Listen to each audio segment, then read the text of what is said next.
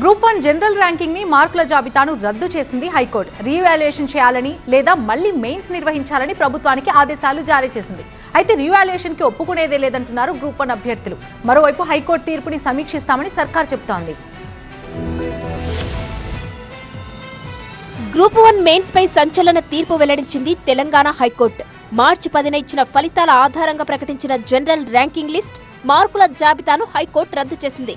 Mains పేపర్లను తిరిగి మూల్యాంకనం చేయాలని, ఆ తర్వాతే తిరిగి ఫలితాలను విడుదల చేయాలని హైకోర్టు స్పష్టం చేసింది.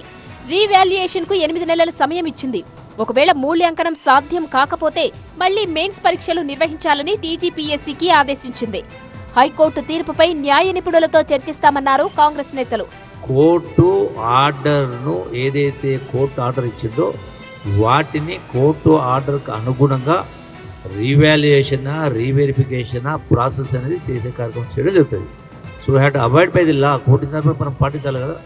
మరోవైపు మెయిన్స్ పేపర్లను మళ్లీ వాల్యుయేషన్ చేయించాలా, లేక మళ్లీ మెయిన్స్ ఎగ్జామ్ ను నిర్వహించాలా, లేదా సింగిల్ బెంచ్ తీర్పుపై డివిజన్ బెంచ్ ను ఆశ్రయించాలా అనే అంశాలపై ప్రస్తుతం టీజీపీఎస్సీ సమీక్షిస్తోంది.